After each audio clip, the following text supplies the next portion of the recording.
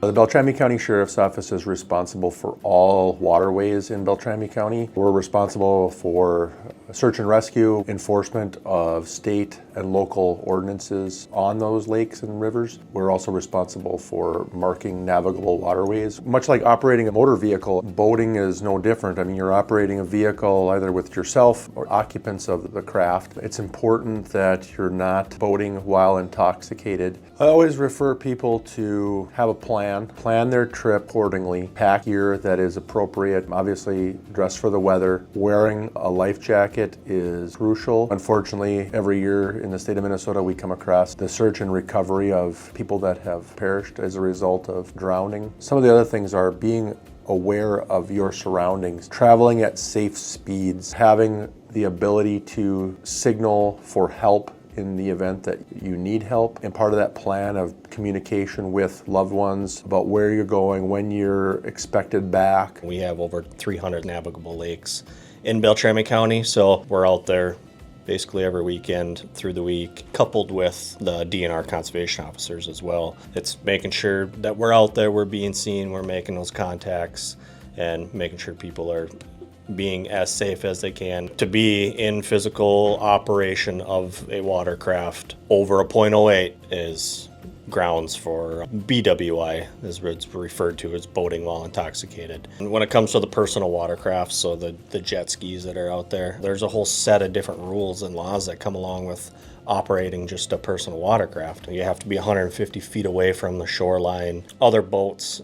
Otherwise, if you're within that 150 feet on a personal watercraft, you have to be operating at a slow, no-wake speed. Everybody has to have a life jacket on at all times. The lanyard or the safety cord has to be attached to the driver. Get one of these books, put it in your boat, read through it before you get on the water. You can get them at any DMV. You can go on the Minnesota DNR website. And if you got questions, call your local sheriff's office so that they can lead you in the right direction or possibly even answer your questions. Water safety to the DNR means taking the extra time to be prepared before you go out on the water. Make sure your watercraft is currently registered. It has all of the safety equipment that is required, all the navigational lights, horns, whistles, making sure all that stuff works. So when you're out on the water, if there is an emergency, that you're prepared. There's a lot of safety trainings that the DNR offers. So number one would be the parent should go through the boater safety training and then also have their kids go through it. Gives a really well-rounded knowledge of watercraft and how to be safe around it. They can teach their kids about some like the danger areas of the boat, such as the motor. You know, it has a prop that turns when the motor's engaged. So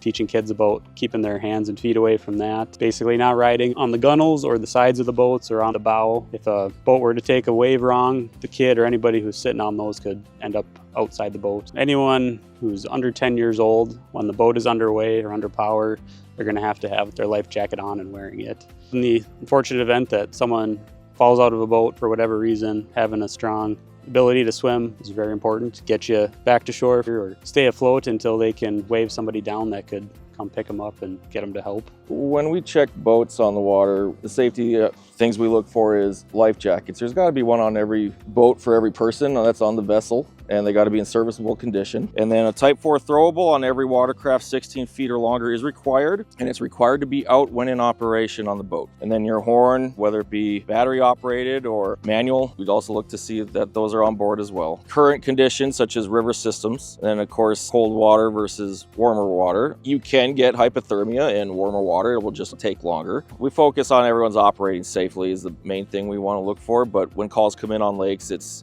usually people driving erratically or disturbances and unsafe actions. We do have the boater safety certification course, just like taking a hunter safety certification or ATV certification. As of July of this year, it'll be required for everyone born after 2004. There is no in-person training class for it. It is all online. If you're not familiar or comfortable being in water, check with your community, YMCA, or a local gym if they have a pool. Just get in the water and get familiar with it yourself. I think it's really important to get your kids in swimming lessons and to keep swimming. A lot of times people come to lessons and then they maybe not come back until next year to swim. It takes a lot of practice to make sure your kids are aware of the water, how deep the water is, whether you're at a beach with big waves, to be safe and not to get too far out. Here at the pool, it's a lot easier to learn to swim. We're in a controlled environment so we can see how the water gets deeper. That's important for the kids to know. We run our swimming lessons through the American Red Cross at our school as part of our FIAD program. So every week on Wednesdays, we have kindergarten through 5th grade that come down to swim. Just get the kids in the water, get the kids used to the water. We have it open to the public a few days a week. Living in the area surrounded by water, it's just so important that kids learn how to swim for their safety. Drowning is one of the #1 reasons for deaths for young kids. It happens fast. Drowning is silent. And we often think that when we see it on TV that people are hollering with their arms, waving, and that's usually not the case. Usually the case is the victim is in a vertical position.